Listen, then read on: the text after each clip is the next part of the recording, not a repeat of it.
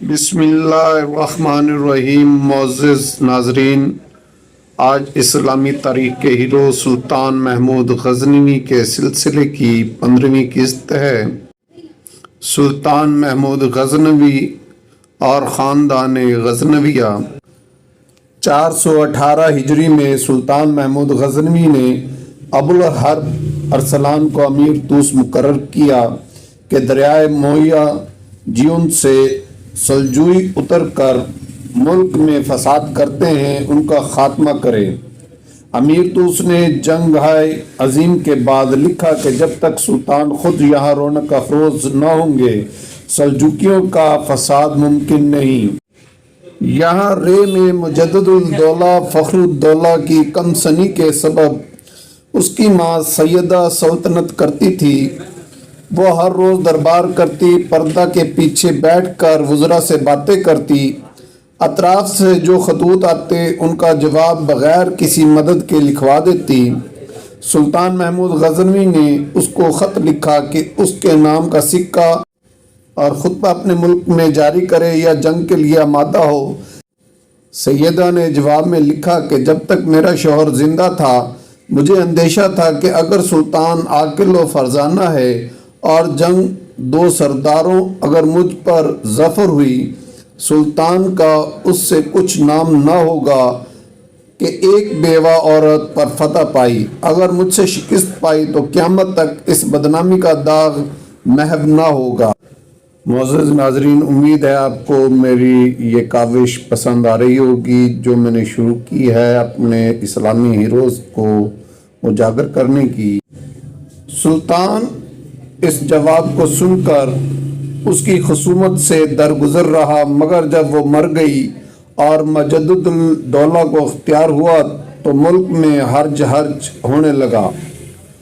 420 ہجری کے اوائل میں غزنی سے عراق کے ارادہ سے روانہ ہوا۔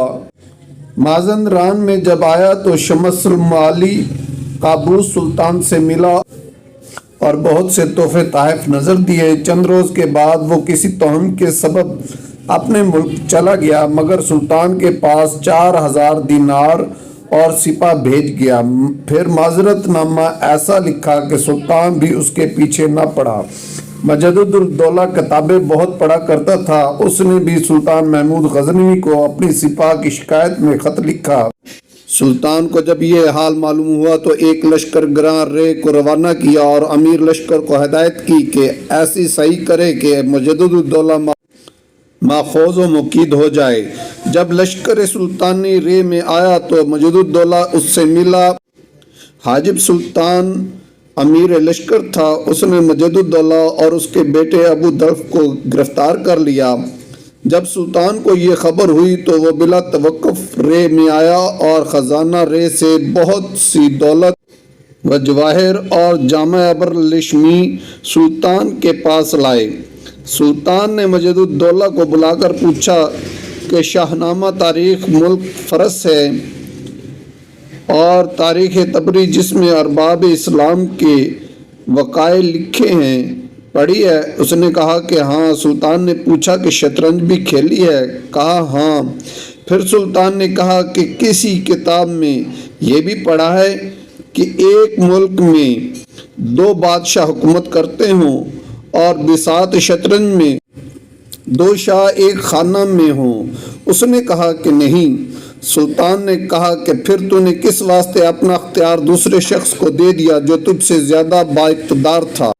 غرض مجدد الدولہ اور اس کے بیٹے اور نواب کو قید کر کے غزنی روانہ کیا اور خلیفہ قادر باللہ عباسی کو نامہ لکھا کہ ہم نے رے میں آ کر مجدد الدولہ کو گرفتار کیا۔ اس کے گھر میں 50 عورتیں تھیں جن میں سے 30 کے اولاد تھی۔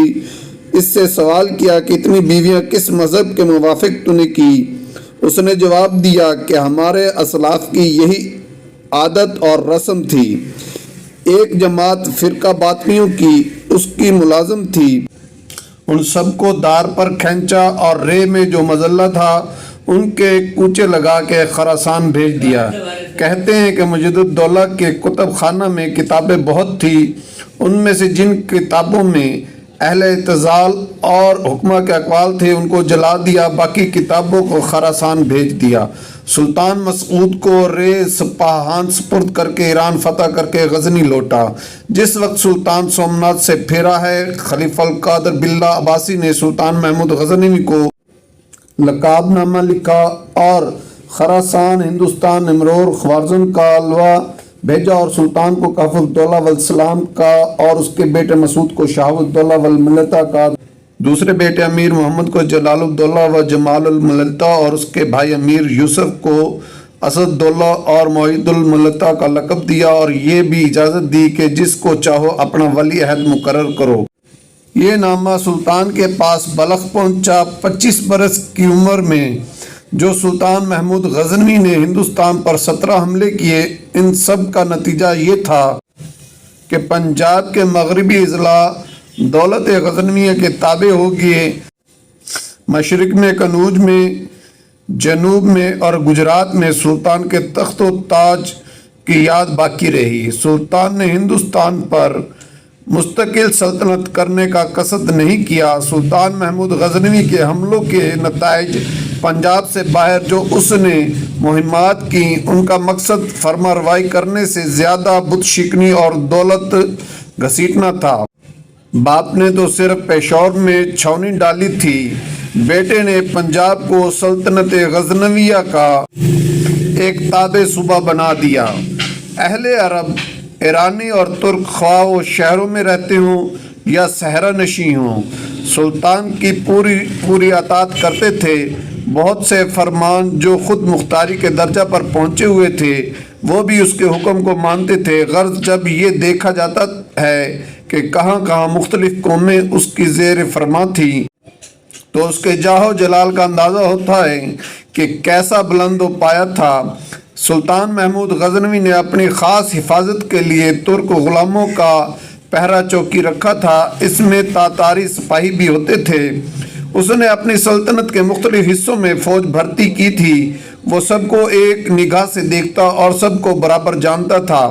اس نے ان سپاہیوں کے افسر ایسی فراست سے مقرر کیے تھے کہ جن کی ماتحتی میں سپاہ کام بہت دیتی تھی۔ پہاڑی سپاہ میں ان کے موروثی افسر تھے جو کبھی ان کو بغاوت نہیں کرنے دیتے تھے۔ اکثر سپاہیوں کے افسروں کے نام سے معلوم ہوتا ہے کہ وہ ترکی تھے۔ اس نے بڑی وسیع سلطنت کا انتظام بہت تھوڑی فوج سے کر لیا تھا، ضرورت کے وقت فوج بھرتی کرتا تھا۔ اگرچہ محمود غزنوی کی فوج میں کہیں یہ ذکر نہیں آیا کہ ہندوؤں کی فوج نے بھی کوئی کام اس کی زندگی میں کیا، مگر غزنی کے انقلابات عظیم میں ہندی سپاہ نے بڑے بڑے کارنامے سر انجام دیے۔ سلطان جب تک زندہ رہا ہندوؤں سے خدمت کا کام لیتا رہا۔ اس کی سپاہ میں ترکی سب مسلمان تھے، مگر ان کے نام مسلمانوں جیسے نہ تھے، جس سے شبہ ہوتا ہے کہ وہ ترک بت پرست تھے، مگر ناموں سے ایسا سمجھنا غلط ہے۔ ترکوں نے اسلام اختیار کیا لیکن اپنے نام رکھنے کا قدیمی طریقہ نہیں چھوڑا۔ ناظرین، ابھی یہ سلسلہ جاری ہے۔